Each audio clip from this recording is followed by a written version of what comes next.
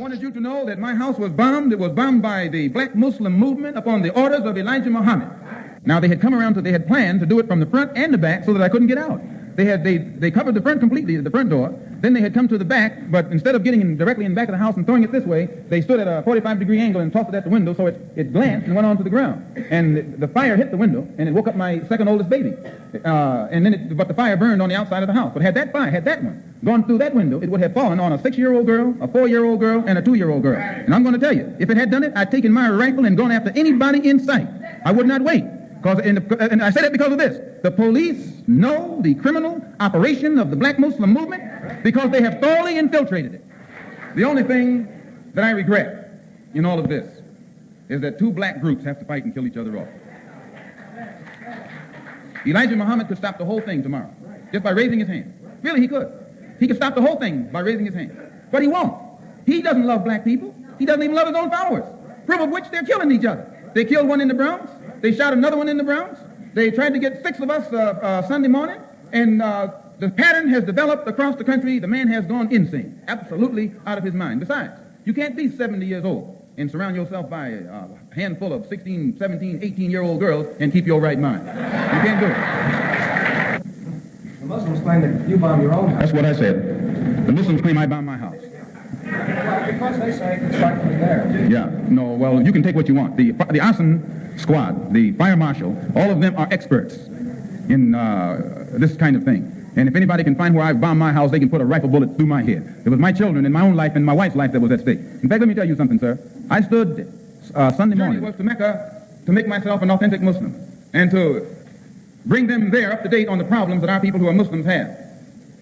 As soon as we established our religious authenticity with the Muslim world, we set up the Organization of Afro-American Unity and took immediate steps to make certain that we would be in direct contact with our African brothers on the African continent. So the first step that has been taken, brothers and sisters, since Garvey died, to actually establish contact between the 22 million black Americans with our brothers and sisters back home was done by 2 organizations.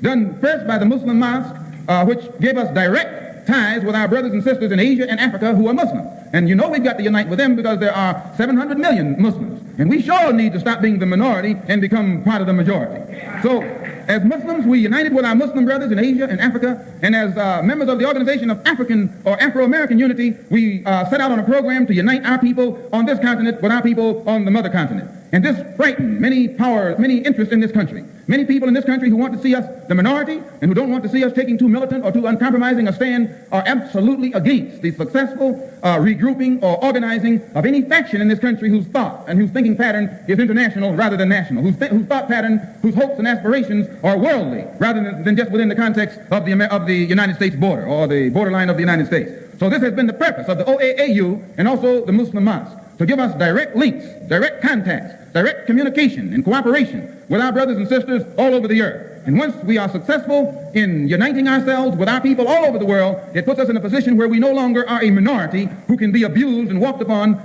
We become a part of the majority. And then if this man over here plays too rough, we got some brothers who can play as rough as he.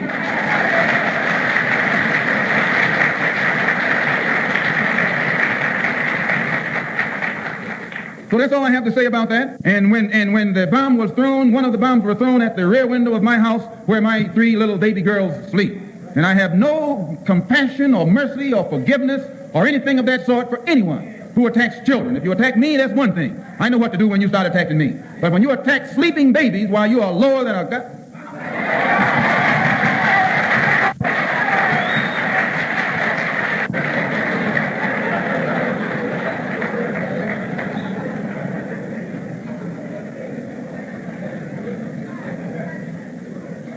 So from tonight on, there'll be a hot time in the old town.